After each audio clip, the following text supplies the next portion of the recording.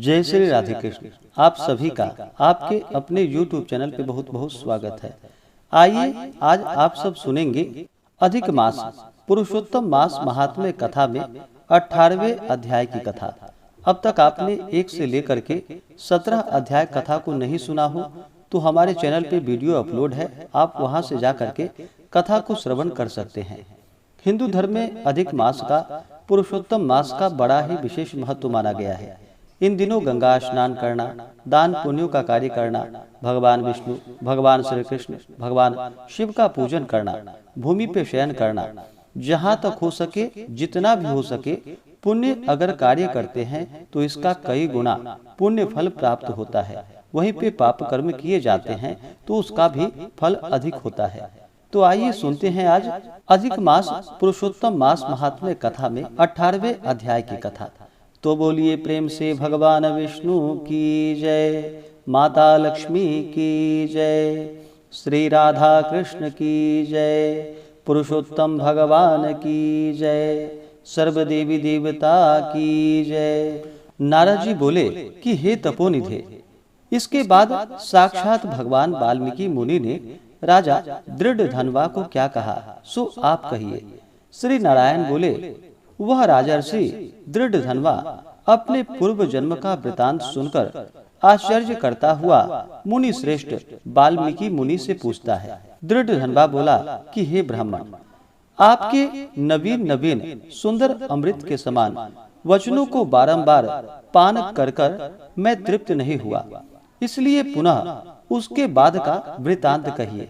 वाल्मीकि मुनि कहने लगे कि हे जगतपते, इस प्रकार उस ब्राह्मण के विलाप करते समय गर्जना से दसों दिशाओं को गुंजित करता हुआ असमय में होने वाला मेघ आया, पर्वतों को कपाने के समान तीक्ष्ण स्पर्शों वाला वायु बहने लगा और बिजली अत्यंत चमकती हुई अपनी आवाज से 10 दिशाओं को पूर्ण करती हुई इस तरह 1 मास तक वृष्टि यानी कि बारिश हुई, जिस जल से पृथ्वी भर गई। परंतु पुत्र शोक रूप अग्नि के ताप से संतप्त वह ब्राह्मण कुछ भी नहीं जान सका, न तो जलपान किया और न भोजन किया, केवल हे पुत्र, हे पुत्र इस प्रकार कहकर विलाप करते हुए ब्राह्मण का उस समय जो मास व्यतीत हुआ वह भगवान श्री कृष्ण चंद्र का प्रिय पुरुषोत्तम मास था। सो न जानते हुए उस ब्राह्मण को पुरुषोत्तम मास का सेवन हो गया। उस पुरुषोत्तम मास के सेवन से अत्यंत प्रसन्न नूतन मेघ के समान श्याम वर्ण वनमाला से भूषित हरि भगवान स्वयं प्रकट हुए। जगत के नाथ हरि भगवान के प्रकट होने पर मेघ समूह गायब हो गया। उस ब्राह्मण ने पुरुषोत्तम श्री कृष्ण चंद्र को देखा। दर्शन होने के साथ ही गोद में लिए हुए पुत्र के शरीर को जमीन पर रखकर स्त्री सहित ब्राह्मण श्री कृष्ण भगवान को दंडवत प्रणाम करता हुआ हाथ जोड़कर भगवान श्री कृष्ण के सामने खड़ा होकर भगवान श्री कृष्ण से कहने लगा कि हे प्रभु, आप ही हमारे रक्षक हो। ऐसा विचार करता हुआ भगवान भी पुरुषोत्तम की सेवा से प्रसन्न हो अमृत की वृष्टि करने वाले अत्यंत मधुर वाणी से बोले। भगवान बोले कि भो सुदेव, तुम धन्य हो, इस समय आप भाग्यवान हो। तुम्हारे भाग्य के वर्णन करने में त्रिलोकी में कौन समर्थ है। हे वत्स, हे तपोधन, जो तुम्हारा होने वाला है उसको हम कहेंगे, तुम सुनो। हे ब्राह्मण, 12,000 वर्ष की आयु वाला पुत्र तुमको होगा। इसके बाद तुमको पुत्र से होने वाले सुख में संदेह नहीं है। हे द्विजोत्तम, प्रसन्न मन से मैंने यह पुत्र तुमको दिया है। हमारे प्रसाद से होने वाले तुम्हारे पुत्र सुख को देखकर हे द्विजोत्तम, देवता, गंधर्व और मनुष्य लोग पुत्र सुख की इच्छा करने वाले होंगे। इस विषय में तुमसे प्राचीन इतिहास मैं कहूँगा, जिस इतिहास को पहले मार्कंडेय मुनि ने राजा रघु से कहा था। प्रथम कोई श्रेष्ठ मन वाले धनुर नामक मुनीश्वर लोगों को पुत्र रूप मानसिंह चिंता से जले हुए देखकर दुखित हुए और अमर पुत्र की इच्छा करके दारुण तप करने लगे। 1000 वर्ष बीत जाने पर धनुर्मुनि से देवता लोग बोले कि हे मुनीश्वर, तुम्हारे कठिन तप से हम सब प्रसन्न हैं, इसलिए अपने मन के अनुसार श्रेष्ठ वर मांगो। श्री नारायण बोले, देवताओं के अमृत तुल्य इस वचन को सुनकर उस तपोधन धनुर नामक मुनि ने बुद्धिमान और अमर पुत्र को मांगा। उस ब्राह्मण से देवताओं ने कहा कि पृथ्वी में ऐसा पुत्र नहीं है। तब धनुर मुनि ने देवताओं से कहा कि अच्छा, ऐसा पुत्र दो जिसके आयु की मर्यादा बंधी हो। देवताओं ने कहा कि कैसी मर्यादा चाहिए, कहो। इस पर उस मुनि ने कहा कि यह महान पर्वत जब तक रहे तब तक उसकी आयु होवे, ऐसा ही हो।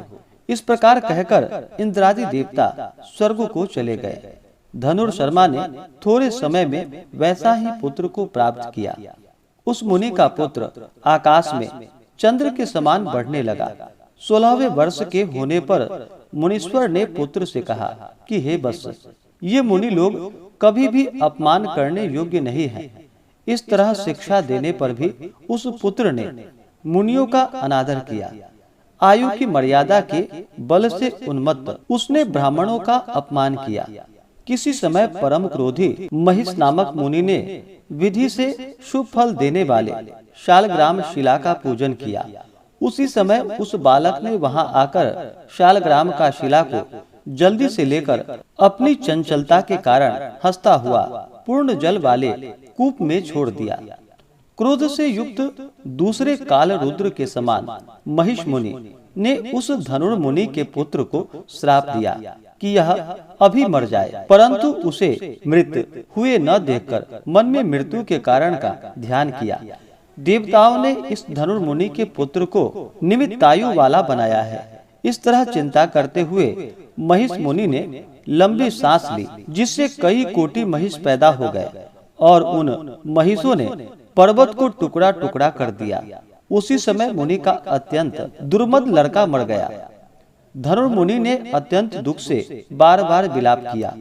बाद अनेक प्रकार विलाप कर पुत्र के शरीर को लेकर पुत्र के दुख से अत्यंत पीड़ित हो चिता की अग्नि में प्रवेश किया।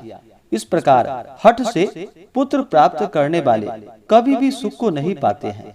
हे तपोधन, गरुड़ जी ने यह जो पुत्र दिया है, इससे संसार में तुम प्रशंसनीय पुत्रवान होंगे। हे अनघ, मैंने प्रसन्न होकर पुरुषोत्तम के महात्म्य से इस पुत्र को चिरस्थायी किया है। यह तुमको सुख देने वाला हो। पुत्र के साथ सर्वदा गृहस्थ आश्रम के सुख को भोगने के बाद तुम ब्रह्मलोक को जाओगे। वहां उत्तम सुख देवताओं के वर्ष से 1000 वर्ष पर्यंत भोग कर पृथ्वी पर आओगे। हे दुर्योत्तम, यहाँ तुम चक्रवर्ती राजा होंगे। दृढ़ धनवा नाम से प्रसिद्ध तथा सेना सवारी से युक्त हो 10,000 वर्ष पर्यंत पृथ्वी के राजा का सुख भोगोगे। इंद्र के पद से अधिक अखंड बल और ऐश्वर्य होवेगा। उस समय यह गौतमी स्त्री पटरानी होवेगी। नित्य पति सेवा में तत्पर और गुण सुंदरी नाम वाली होगी। राजनीति विशारद तुमको 4 पुत्र होंगे और सुंदर मुख वाली महाभागा सुशीला नाम की कन्या होगी। हे महाभाग, सुरों और असुरों को दुर्लभ संसार के सुखों को भोगकर तुम संसार रूपी समुद्र के पार करने वाले विष्णु भगवान को जब भूल जाओगे, तब हे विप्र, उस समय वन में यह तुम्हारा पुत्र शुक पक्षी होकर वट वृक्ष के ऊपर बैठकर वैराग्य पैदा करने वाले श्लोकों को बार बार पढ़ता हुआ तुमको इस प्रकार बोध कराएगा। शुक पक्षी के वचन को सुनकर दुखित मन होकर घर जाओगे। संसार के विषय सुखों को छोड़कर चिंता रूपी समुद्र में मग्न है। हे भूसुर, तुमको वाल्मीकि मुनि आकर ज्ञान कराएंगे। उनके वचन से निसंदेह हो शरीर को छोड़कर हरि भगवान के पद को दोनों स्त्री पुरुष तुम जाओगे, जो कि पद आवागमन से रहित कहा गया है। इस प्रकार महाविष्णु के कहने पर वह ब्राह्मण बालक उठकर खड़ा हुआ। वे दोनों स्त्री पुरुष ब्राह्मण पुत्र को उठा हुआ देखकर अत्यंत आनंदित हो गए। सब देवता लोग भी संतुष्ट होकर पुष्पों की वर्षा करने लगे। शुकदेव ने श्री हरि को और माता पिता को प्रणाम किया। उस ब्राह्मण को पुत्र के साथ देखकर गरुड़ जी भी अत्यंत प्रसन्न हुए। उस समय चकित होकर ब्राह्मण ने श्री हरि भगवान को नमस्कार किया और हाथ जोड़कर हृदय में होने वाले संदेह को दूर करने के लिए हर्ष के कारण गदगद वचन से जगदीश्वर से बोला कि हे हरे, मैंने 4000 वर्ष पर्यंत लगातार अत्यंत दुष्कर तप किया। उस समय मेरे को आपने वहां आकर जो कठोर वचन कहा कि हे वत्स, हमने अच्छी तरह देखा है, इस समय तुमको निश्चय पुत्र नहीं है। हे हरे, उस वचन का उल्लंघन कर मेरे मृत पुत्र को जीवित करने का क्या कारण है, सो आप कहिए।